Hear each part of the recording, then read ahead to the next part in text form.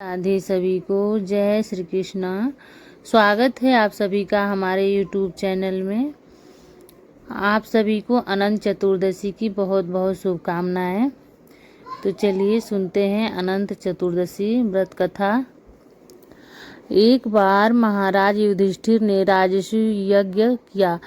उस समय यज्ञ मंडप का निर्माण सुंदर तो था ही, अद्भुत भी था।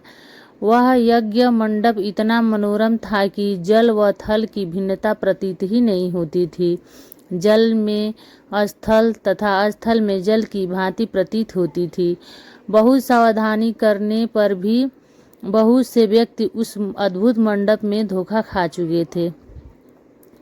एक बार कहीं से टहलते टहलते दुर्योधन भी उस यज्ञ मंडप में आ गया और एक तालाब को स्थल समझ उसमें गिर गया।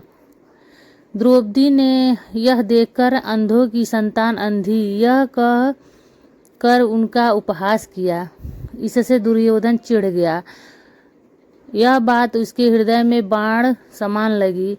उसके मन में द्वेष उत्पन्न हो गया और उसने पांडवों से बदला लेने की ठान ली। उसके मस्तिष्क में उस अपमान का बदला लेने के लिए विचार उपजने लगे। उसने बदला लेने के लिए पांडवों को द्यूत क्रीड़ा में हराकर उस अपमान का बदला लेने की सोची। उसने पांडवों को जुए में पराजित कर दिया। पराजित होने के बाद प्रतिज्ञा अनुसार पांडवों को 12 वर्ष के लिए वनवास भोगना पड़ा। वन में रहते हुए पांडव अनेक कष्ट सहते रहे। एक दिन भगवान कृष्ण जब मिलने आए तब युधिष्ठिर ने उनसे अपना दुख कहा और दुख दूर करने का उपाय पूछा। तब श्री कृष्ण ने कहा, हे युधिष्ठिर, तुम विधि पूर्वक अनंत भगवान का व्रत करो। इससे तुम्हारा सारा संकट दूर हो जाएगा और तुम्हारा खोया राज्य पुनः प्राप्त हो जाएगा। इस संदर्भ में श्री कृष्ण ने उन्हें एक कथा सुनाई। प्राचीन काल में सुमंत नाम का एक नेक तपस्वी ब्राह्मण था। उसकी पत्नी का नाम दीक्षा था। उसकी एक परम सुंदरी, धर्मपरायण और ज्योतिर्मयी कन्या थी जिसका नाम सुशीला था। सुशीला जब बड़ी हुई तो उसकी माता दीक्षा की मृत्यु हो गई। पत्नी के मरने के बाद सुमंत ने कर्कशा नामक स्त्री से दूसरा विवाह कर लिया। सुशीला का विवाह ब्राह्मण सुमंत ने कौटिन्य ऋषि के साथ कर दिया।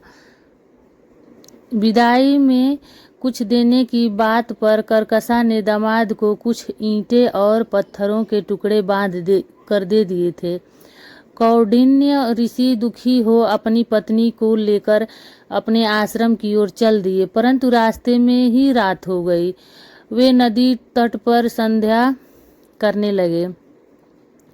सुशीला ने देखा वहां पर बहुत सी स्त्रियां सुंदर वस्त्र धारण कर किसी देवता की पूजा कर रही थीं।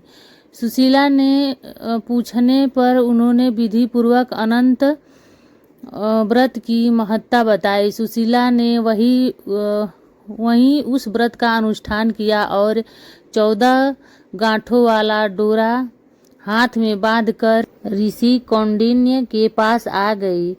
कौंडिन्य ने सुशीला से डोरे के बारे में पूछा तो उसने सारी बात बता दी।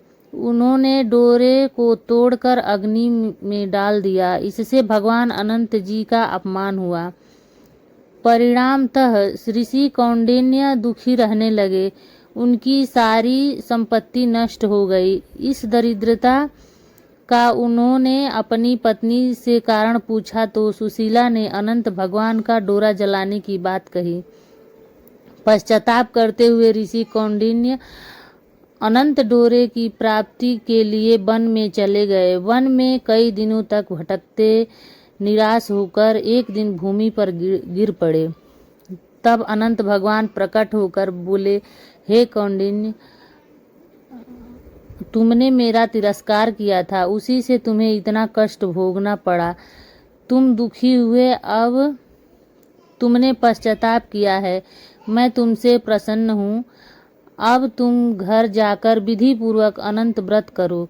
14 वर्ष पर्यंत व्रत करने से तुम्हारा दुख दूर हो जाएगा। तुम धन धान्य से संपन्न हो जाओगे। कौंडिन्य ने वैसा ही किया और उन्हें सारे क्लेशों से मुक्ति मिल गई। श्री कृष्ण की आज्ञा से युधिष्ठिर ने भी अनंत भगवान का व्रत किया, जिसके प्रभाव से पांडव महाभारत के युद्ध में विजयी हुए तथा चिरकाल तक राज्य करते रहे। राधे राधे। जय श्री कृष्ण।